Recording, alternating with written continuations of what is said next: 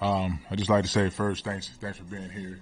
I had options to just talk to on a Zoom or talk to one person or not do a whole lot of talking, but I wanted to give it to you all because you've been more than fair to myself, my family, in the city. A lot of expectations on me as an individual, but the team. So I want to give you guys that. So thanks for being here and coming to ask questions.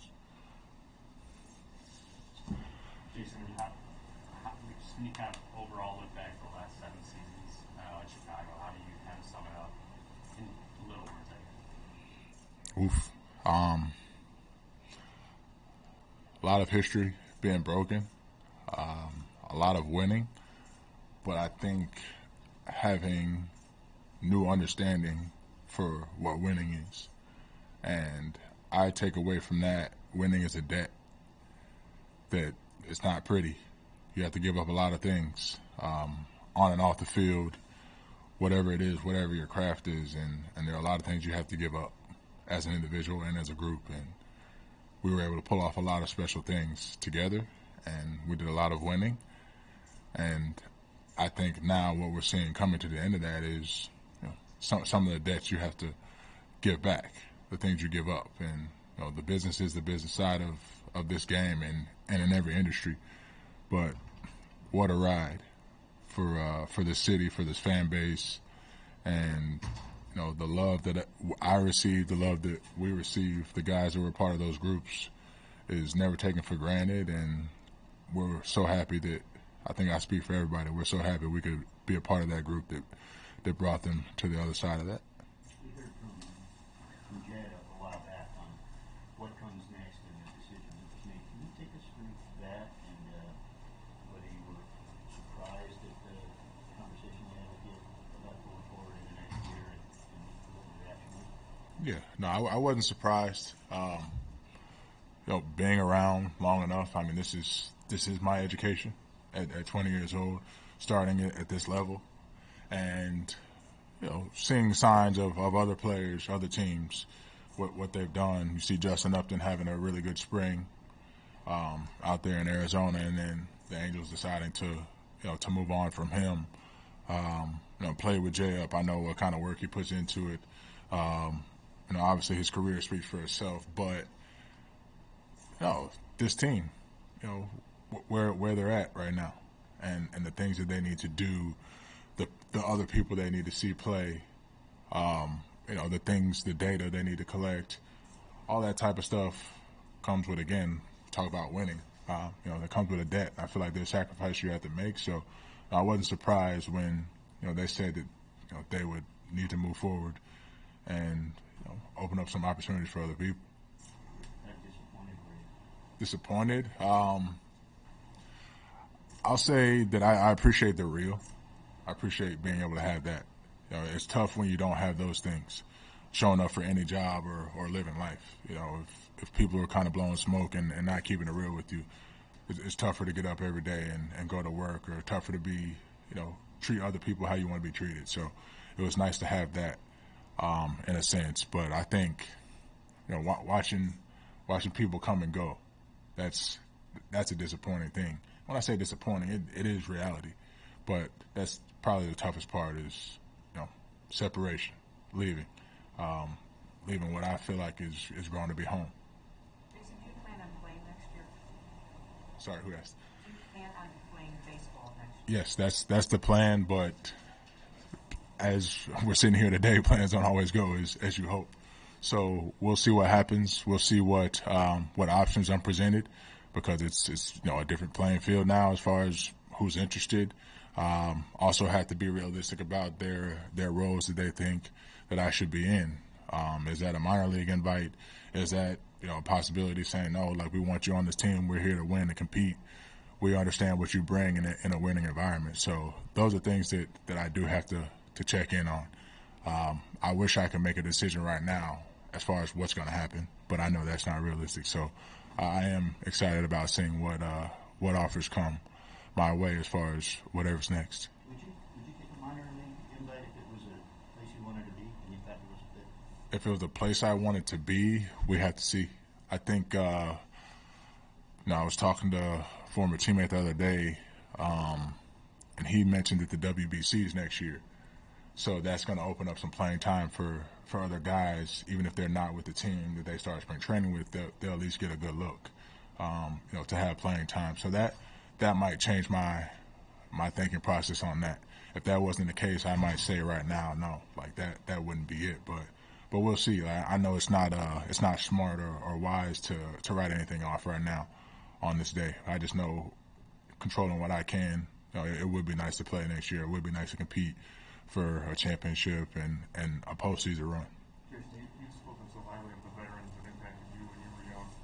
What do you hope the young guys in that room kind of carry forward from what you've tried to deliver to them over your time here?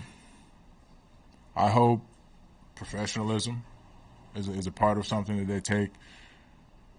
People need to have a certain amount of structure. I don't think it's the game that I came up in. I understand there's a lot more freedom in areas, and I think that's a really cool thing, on and off the field.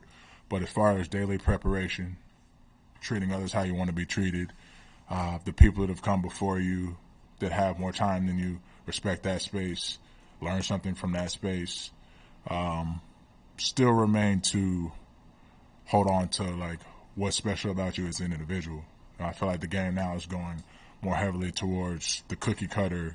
We want to see this data, we want to see this information, and be analytical, which is great. Take that feedback, but still hold on to what makes you a really good baseball player and look to harness those things. And then don't take winning for granted. Don't take that for granted. It's not easy to do, and it doesn't always happen. So enjoy that ride. You said maybe not disappointment, but how do you describe the emotions as you're going through this series of conversations about the future and what's it been like to step back this year? I think for the first time, just being able to think about everything from my first day playing, my first year playing, to my time here in Chicago, it's been very rewarding, But I think what I've taken most from it is how do we handle failure, because that's a big part of life, obviously, but it's a big part of this game. We're all always going to fail more times than we succeed, and I know that's cliche, but how we handle those things, that comes back your way. And in the time since Jed has announced that the team would be moving on from me, it's been a lot of love, a lot of respect from a lot of people, a lot of gratitude, and I know that's something that's earned, in how you carry yourself. Do you make the most of every situation? Being a great teammate, respecting the game, loving the game, being compassionate, embracing the community, just enjoying the ride for what it is, and not being unrealistic about it. I think that's something that people don't always understand is how you handle failure. There's a lot of accolades, throughout my career. A lot of special things happen here with this team. A lot of failure too. It's not always easy to deal with, but there's a lot of, like I said, there's been a lot of good things that have come my way from a lot of people just expressing that to me, and I think I feel like that comes from how I've handled everything. Jason, when you signed the contract that you did, is it a blessing maybe 99.99% of the time, but it can also be a little bit of a burden, the focus, pressure, all eyes on you when you sign that? What's your take on that as you look back? The contract is the contract. I feel like it's very hard to outplay certain contracts, especially one like that one, but not even thinking that way. Like, I always want to win. I think coming to a new team and not fully knowing how it's going to go as far as, the way they see implementing their players into to the season on a daily basis, I think that's a tough part of it. I think coming into a new coaching staff and wanting to, I guess, be coachable, so to speak, that's a great thing to do and to fit in and go with the group. But also, sometimes it's easy to get lost in what makes you stand out as a player and holding on to those things. And I think that's probably the toughest thing that I had, along with just wanted to win for this fan base. Sometimes when you go do something and you're so focused on, man, I want to get this done for the group, for the fans, for the city, like you start to carry things that you can't really control. Is that kind of what you meant by sacrificing a little bit? I would say in a different light. I think that's a little bit in a different light as far as, I think that kind of goes back to being able to remember like what makes you special as an individual, what made you a big league ball player, right? And being able to hold on to those things and continue to harness those. And I feel like I've always been a guy that's played through injuries, good, bad, or indifferent. I think over time I've learned that which ones you should play through and which ones you shouldn't. But at the same time, like I wouldn't change anything about how I've gone about that in my career because it's brought me here today. Like feeling very accomplished, very fortunate to have been on a world championship team, but also a lot of winning teams, a lot of winning baseball. And just little things we learn along the way, right? So I can't say no that the contract was that much pressure. Did it bring more attention? Sure. Like there's more people, or I guess there's less people that can relate to you, instantly, right? But I have so much respect for that and understanding as someone who was a baseball fan growing up, being on the other side of that. So no, it's been an honor to wear that contract here. And any failure that we had as an organization, I understand. Yeah, part of that goes with me, always and forever. But like I said, I'll rock that badge. Follow up to that, living up to the contract and dealing with failure, like you talked about. There's been a lot of winning with it, but when people call it a bad contract or even a bust, I mean, with respect, what are your thoughts on it? How do you feel about the span of these last 7 years and in that context? Well, I feel like I'm a very fortunate person to be in a select group of players that earned bad contracts because there's a lot of bad contracts out there. If that's how we're looking at it, right? But to be able to show the value of myself as a person in probably like one of the toughest times I've had, on the field and off the field in 2016, but to still show I'm here for the team, to still play defense the way I play defense, run the bases, and just to step in and step up in a time and in multiple times when I was needed to be who I am, to be Jason Heyward, like we still got a ring. And it took every bit of that from me. It took that group. There's no other group that was going to get that done. So that's fine. I understand. Like people can say a bad contract, this and that, but I know I also have my hand in a lot of winning baseball here on the north side of Chicago. Jason, your rain delay speech is still talked about to this day. Do you ever look back on that? And did that have an effect on how the ending of Game 7 happened, do you think? Well, I know it had an effect on it. The group was together. The right people were in the room. That team was really, really, really talented. That team was really, really, really experienced and poised and what our mission was. And it doesn't happen without all those guys together. So it most definitely had an effect on the outcome of that game. But just because we were all reminded of who we were and how we got to that point. And once again, like one more time, go finish the game the way we play it, no matter what the result is. What went into you deciding to do that?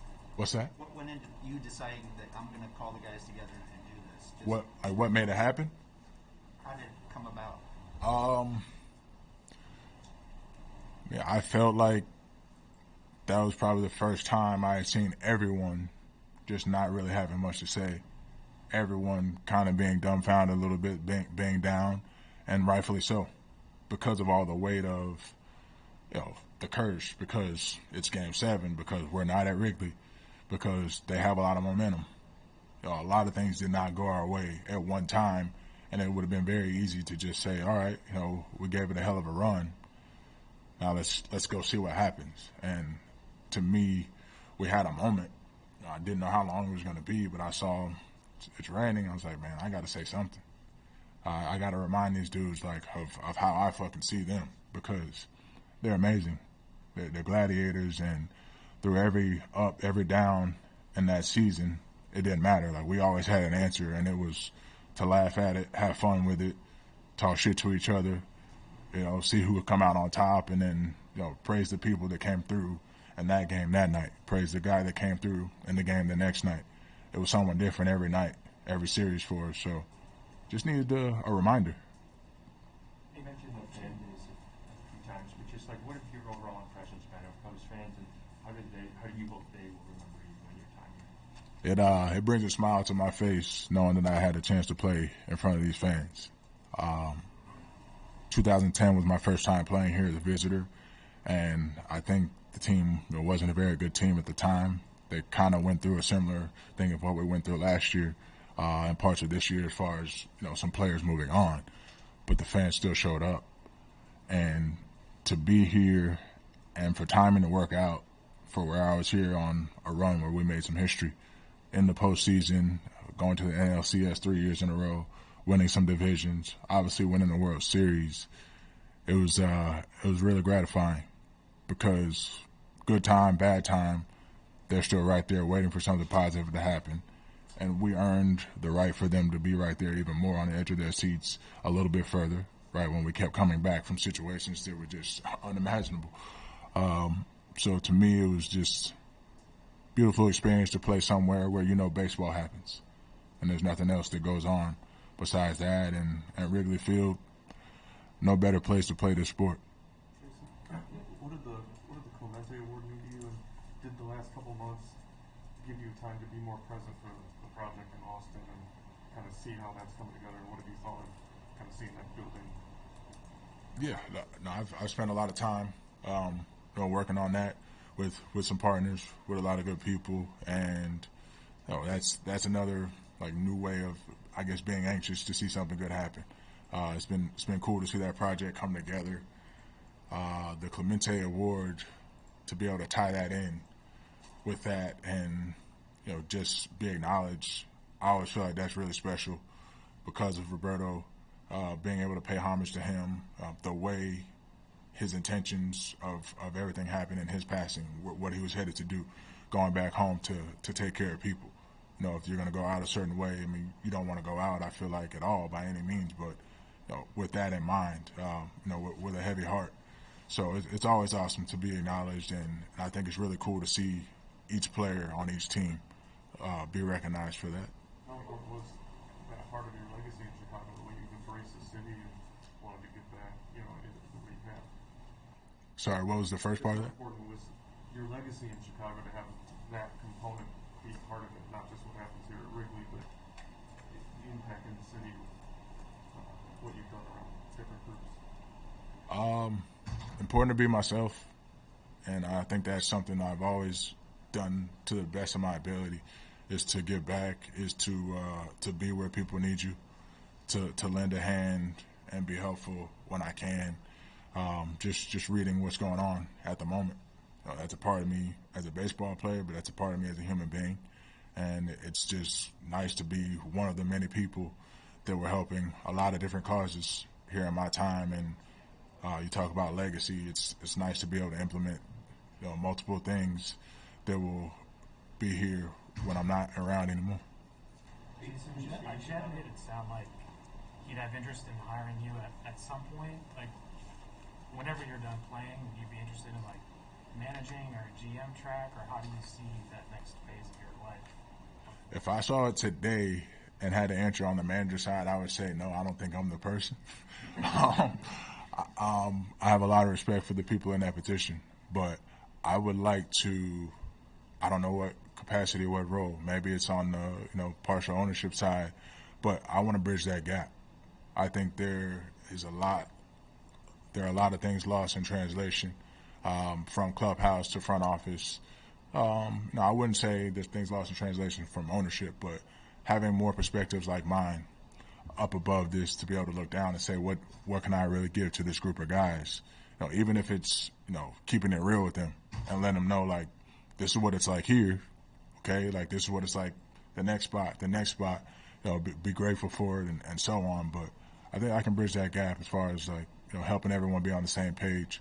So we'll see what happens with that. And I guess, that can kind of like segue me into just thanking the Ricketts family, thanking Tom, Laura for everything they've done for my family. And I understand a lot of people I respect their opinions, and then they have a lot of reasons to not be happy with them, a lot of times, but they really do take pride in what happens here. And, ups, downs, great days, or bad days, Tom has always came and spoke to me, made sure to shake my hand and look me in the eye, make sure I was good, make sure I had everything I needed. And they also broke a curse. They were here for that 108 years. That's not an easy thing to do, so a lot of respect to them. Jason, just looking at you for your career, coming up as a young guy, 20 years old with Atlanta, dynamite defensive outfielder, good arm. I think I still remember playing the year when you were at St. Louis when you drew out Rizzo at the plate here. It was Gotti's hand got messed up. Oh yeah. Dynamite plays. Is that the kind of thing that you feel like at the major league level you can still bring to a major league team? That kind of just high level play. Yeah, absolutely. Most definitely. But I think that's a part of what goes into my decision that I'll have to weigh as far as what team's interested, because I understand what it takes to have plays like that happen, and you got to be on the field. You've got to be able to be in enough moments for it to happen. It doesn't always happen. You don't always throw people out, but in those times, in those moments, I knew what it was like to play at Wrigley. I think that was like the end of our, regular season, battle with the Cubbies that year. Just experience. So, in my time right now, being able to reflect and just prepare for what's next, I want to make sure I'm able to deliver those moments. And, being healthy obviously is a big part of that. So I know I have a lot to offer still for a winning baseball team, a team that wants to go far in the postseason. Like you said, you've seen the highs and lows over your time here. What needs to happen for this team to be back as a perennial playoff contender, title contender? I can only speak to what I've seen, and 2016 or any teams that I feel like have gone on in the postseason and gone far have a lot of really good pitching, a lot of really good defense. Offenses are going to be offenses. Sometimes they're going to struggle. They're going to have to know how to pull out and find a way to get big hits against aces in the postseason. That's what the postseason is. You're facing everyone's best majority of the time every night, and you're going to have to be able to overcome that. So having John Lester as our number one, having Jake Arrieta, having the ERA leader for the National League, or maybe the whole league, I'm not sure that year what Kyle did, but put up some outstanding numbers. That was our number 3 starter. So I think when you're able to put numbers together like that, or that kind of experience and success in a starting staff, then I think that goes a long way for allowing your bullpen to breathe a little bit, to kind of find their bearings, because bullpens, it's not easy. It's stressful, and sometimes if things get short on the starter side, it's more taxing on them. So just having a complete ball club, putting everything in place, I don't believe that it's going to take as much as the people building the team think it's going to take, but it's all about having the right people in the room. You mentioned that word curse a couple times. Just before you got here, what was your impression or thought of the curse or anything that was going on around here? And then in 2016, how much was that something you guys talked about, or even you personally thought about it? Before I got here, didn't think about it at all because I didn't have to deal with it. I just knew Wrigley was Wrigley. It was beautiful. I knew the fan base was amazing, and they lived up to every bit of that and some. But once we got here, we didn't talk about that either. I had some former teammates tell me when I signed, they're like, Jay, like, it's the GOAT, bro. Like, you ain't going to beat the GOAT. Like, it's not going to happen. He's like, I hope you win. I'm happy you got your contract, but you ain't going to win with that team. I'm like, all right, cool. I hear you. But, my outlook on that was the same as everyone on this team. We're on the bus, riding to the airport from Wrigley, headed on the road, to a hotel on the road, whatever. Say, hey, get out the way. 2016 champs are coming through. Like that was our mindset. And we controlled what we could. No curse ever came up. And I think Johnny Lester, paid homage to that by getting everybody a really big, nice set of wine bottles that had the telegram of the owner of the GOAT and his curse message that he sent to the owner of the Cubs at the time. we drink to that. That was pretty much our mindset.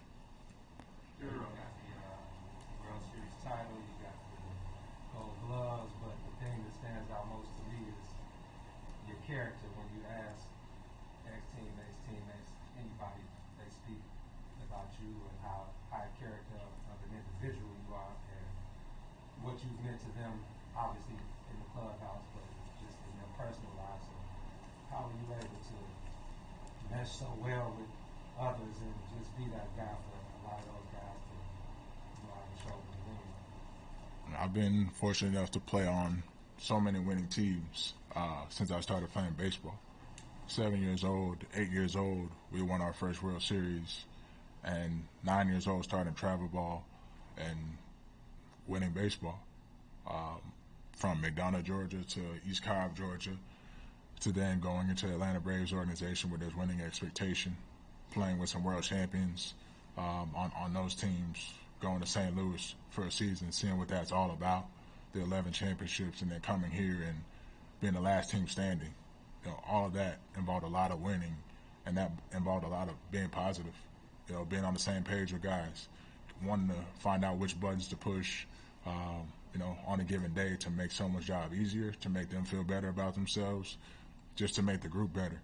And you have, veterans, you have leadership like that on every single team that I've been on at an early age. So to me, it was always important to believe that no matter what, we're going out here today to win, to go on to the next day and the next day and to get into October. So that's where that stuff comes from.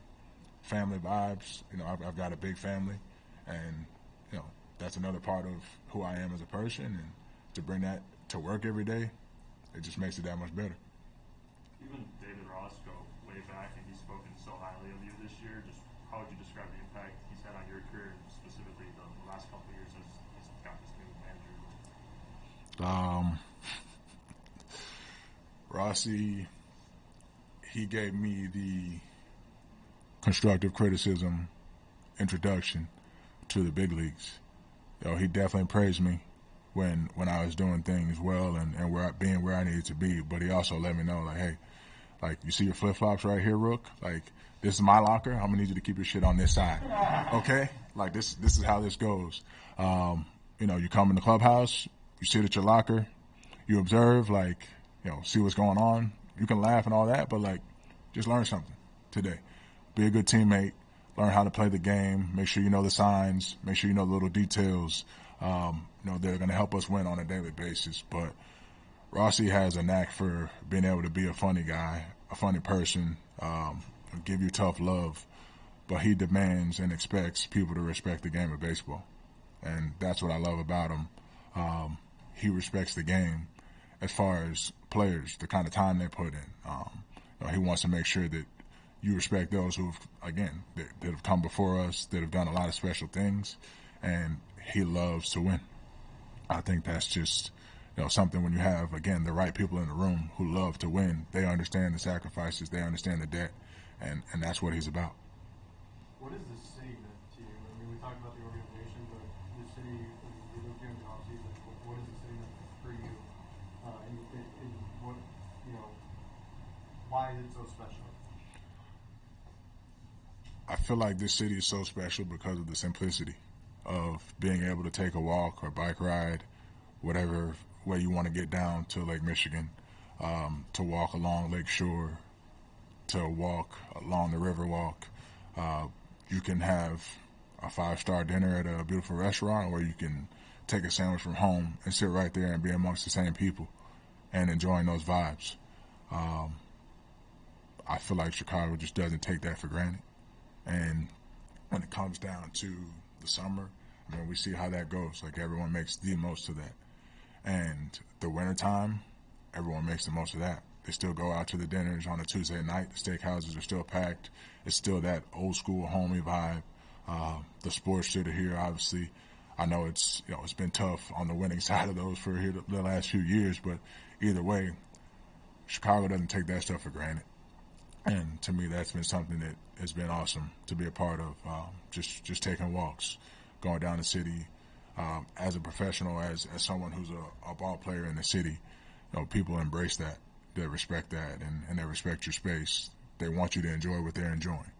I think that's been something that's really cool and unique about the city. Are you gonna stay here? Keep your home here? Yeah, no. The plan is to always have a home here. My family's here as far as in-laws go. My wife's from here. My son was born here. Summertime we'll definitely be here, no doubt. Wintertime, huh? Holidays, we'll be. Hey. Every time I leave Chicago and come back, I feel like, damn, I missed it, that much more when I get back home. So I'll continue to find excuses and reasons to be here whenever that is. Jason, just one more. Just in talking about like Game 7 and stuff, and a lot of the guys you kind of played with, there's this emphasis on like the heartbeat and staying connected and trusting your instincts and being present. Like, how hard is that going to be for the Cubs to recreate something like that again? How hard? Not just a pure talent collection in a room, but putting together another kind of special group. I don't think that.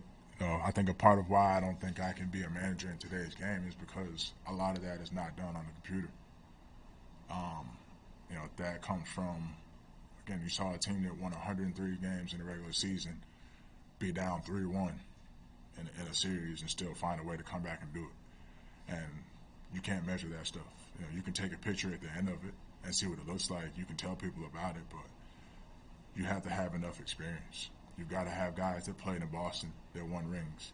You've got to have guys like myself that came up in Atlanta, played in St. Louis for a season, and came here and brought that. You got to have a Ben Zobrist.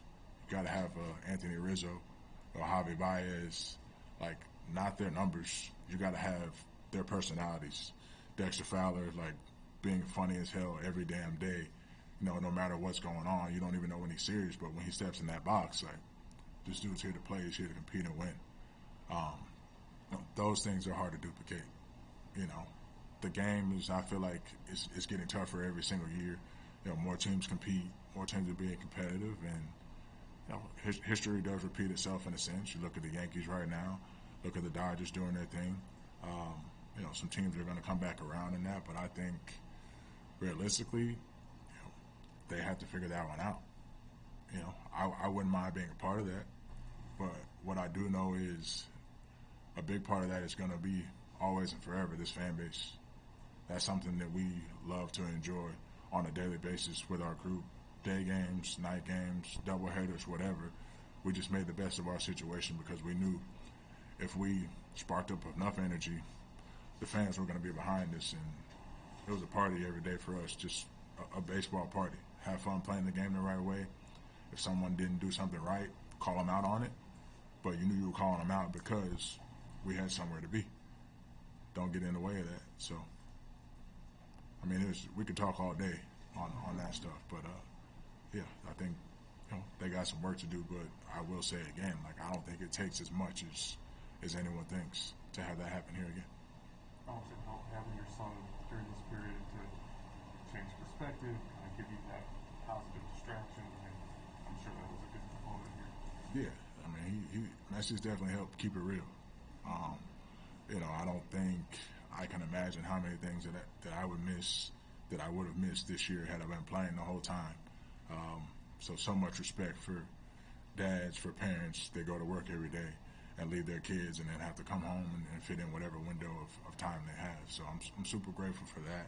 It's definitely a silver lining in it. I'd rather it not be the case, but it's also, I feel like it's a time where he wouldn't remember too much of me playing baseball in this first year.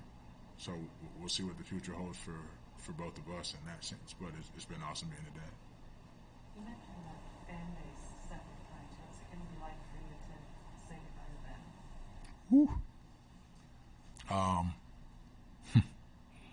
It's going to be heavy. It's going to be emotional.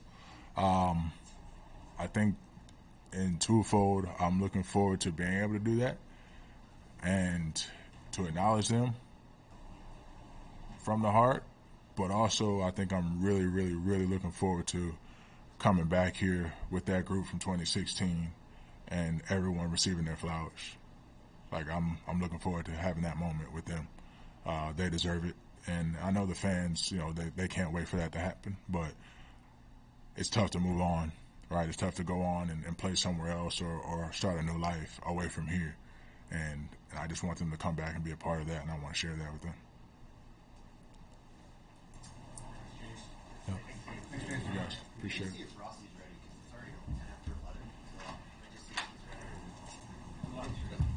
Appreciate you guys. Thank you. Go on.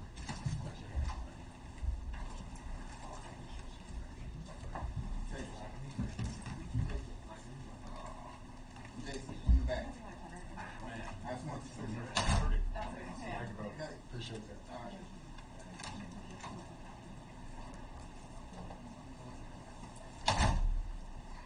I'll be back in